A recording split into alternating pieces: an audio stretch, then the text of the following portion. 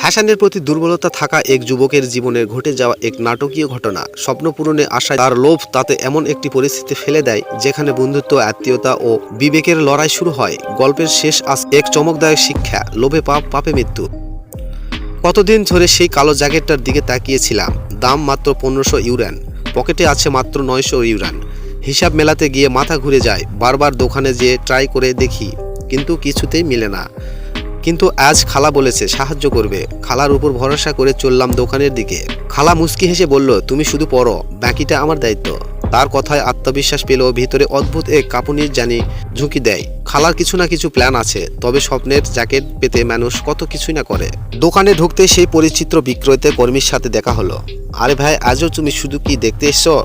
লজ্জায় মুখ নামিয়ে বলল, না, আজ কিনে নিব। জ্যাকেটটা হাতে নিয়ে দেখলো জ্যাকেটের গায়ে অনেক টাকা পয়সা লেগে আছে, অনেক ইউরান লেগে আছে। আয়নায় দাঁড়ানো মানুষটা আমি নয়, কোনো সিনেমায় নায়ক। চারপাশের শব্দ মিলিয়ে গেছে। ম্যানেজার এসে বলল, কাস্টমারকে তাড়াতাড়ি তুমি করুন, পিছনে লাইন পড়ছে। খালা শান্ত স্বরে বলল, একটু সময় দিন, শেষমেশ তো বিক্রি হবেই। আমি একবার খালার দিকে, একবার ম্যানেজারের দিকে তাকালাম। পরিস্থিতি জটিল হয়ে যাচ্ছে।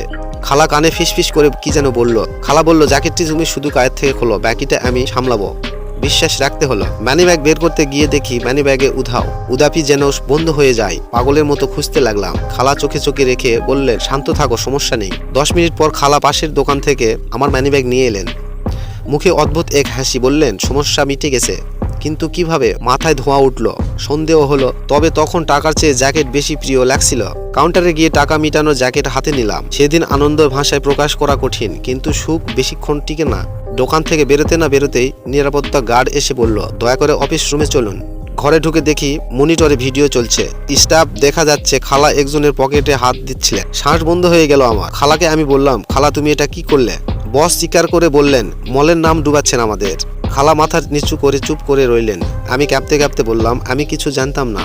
ঠিক তখনই মলে পরিচিত বরদা জাউয়াং ঢুকলেন। হাসতে হাসতে বললেন, আরে ভাই, এ তো ছোট ভুল। মানুষ সবাই ভুল করতেই পারে। কিন্তু বস গম্ভীর গলায় বললেন, আইন সবার জন্য সমান।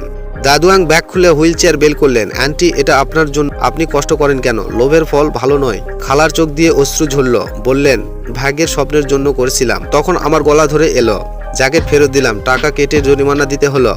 মল থেকে বেরিয়ে খালা বললে, সম্মান হারিয়ে টাকার কি দাম? রাস্তা ধরে হাঁটতে হাঁটতে মনে হলো লাইফের চাইতে ইজ্জত বড়।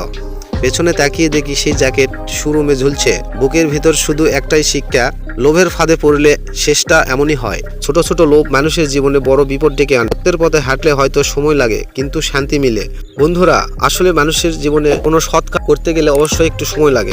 বন্ধুরা, এরকম ভিডিও পেতে হলে অবশ্যই একটি লাইক করতে ভুলবেন না, আর চ্যানেলটি সাবস্ক্রাইব করে আমাদের পাশেই থাকবেন। ধন্যবাদ।